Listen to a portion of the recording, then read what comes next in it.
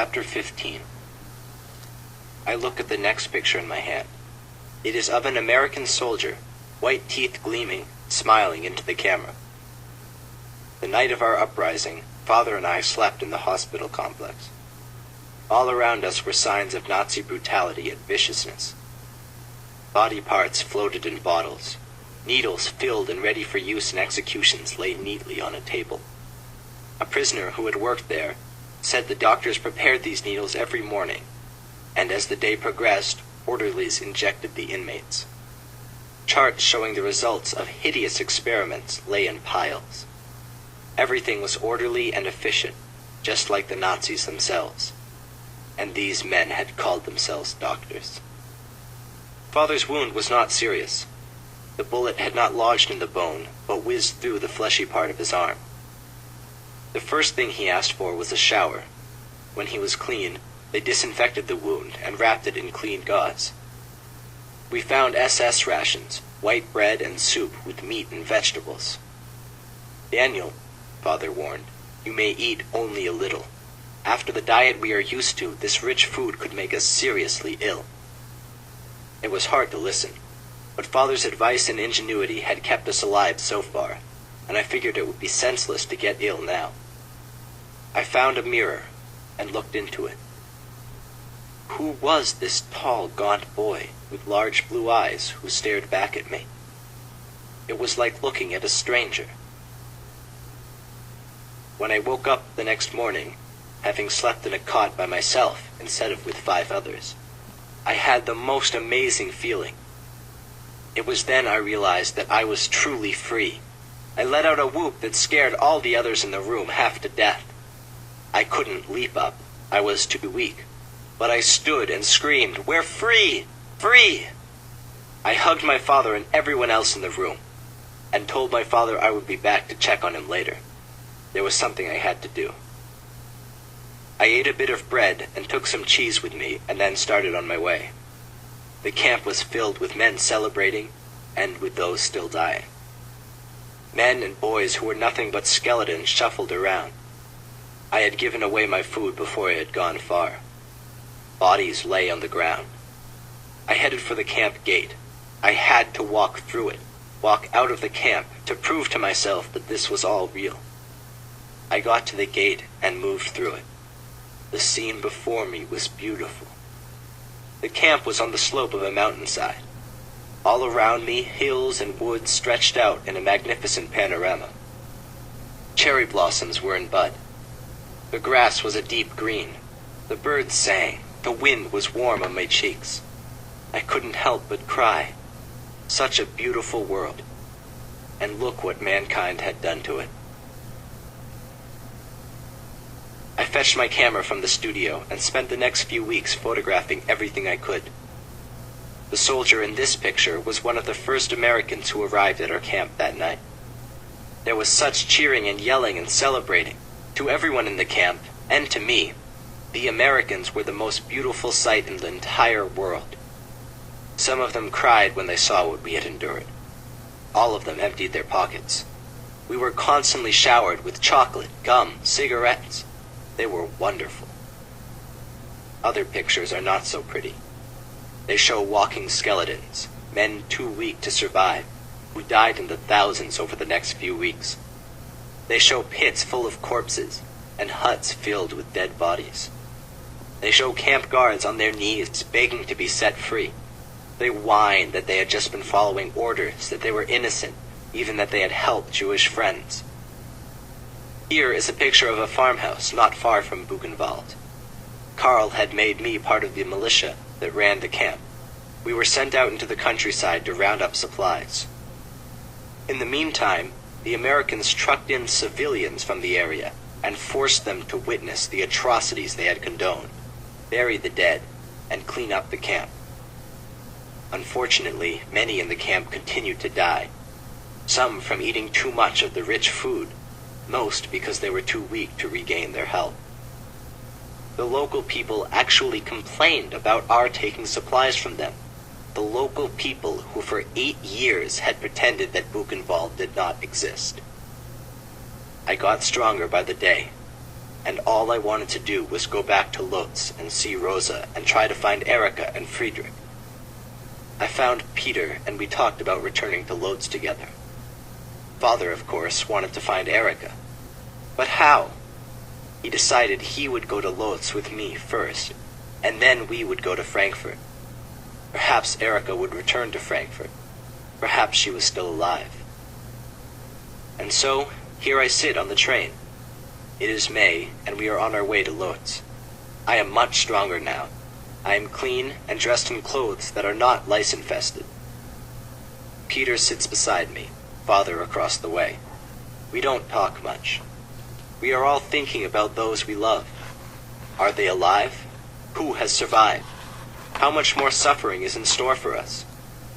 I have never before now even entertained the possibility of Rosa's being dead. But, of course, she could be. She could have been captured and shot, or sent to Auschwitz. Father is thinking that Erica could be dead too, and he is feeling the pain of Mother's death. He had no time to grieve before. Now it seems that as our bodies grow stronger, the pain flows through us and over us, and sometimes we are nothing but pain. Tears come constantly, and when least expected. The last few weeks in the camp, when we kept so busy helping in its running, taking part in the celebrations, the concerts, meeting with foreign delegations who suddenly wanted to know all about concentration camps, we had no time to grieve. But now we do, and it hurts. We reach a small town in Poland, and the train comes to a stop. "Half an hour before we leave," the car attendant announces. "Come on," says Peter. "Let's stretch our legs." I grab my camera, which is always with me, and we leave the train. We take a deep breath as we stand on the platform and look around to see if there's a small market where we can buy some fresh fruit. We walk to the edge of the platform. Suddenly, coming from behind the station are 4 huge Polish farm boys. Of course, Peter speaks perfect Polish, and I understand a fair amount after having lived in Lotz for so long. "What have we got here?" one of them says.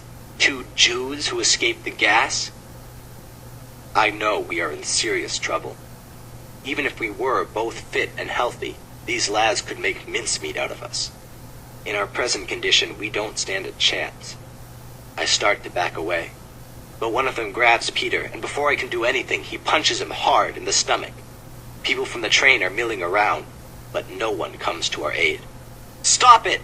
I scream, lunging at the one who threw the first punch. One of the thugs grabs me, another punches me hard across the jaw. My whole head is ringing, and I slump forward, only to be punched in the stomach. Peter is on the ground, and I can see that they are kicking his head. "Help us!" I cry, but no one moves. I try to get loose from the grip of my captor, but I can't, so I go limp and pretend to fall unconscious. Peter is being hit mercilessly. The 2 who were busy with me go to beat him as he continues to struggle. He is calling them names. "You Nazis! You pigs!" I reach into my inner pocket and put my hand on my gun. I had resolved at the camp never to be a victim again. I roll over, take out the gun, and fire at one of the thugs.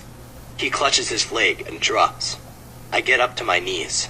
Another one looks like he's going to come after me. "Come on!" I scream. "I want to shoot you! You murderers! I want to!"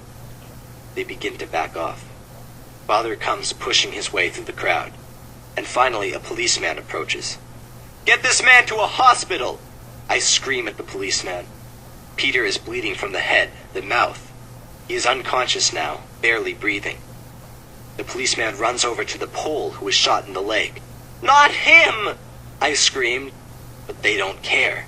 They've murdered us all, and they still hate us, and it still isn't enough. It is never enough.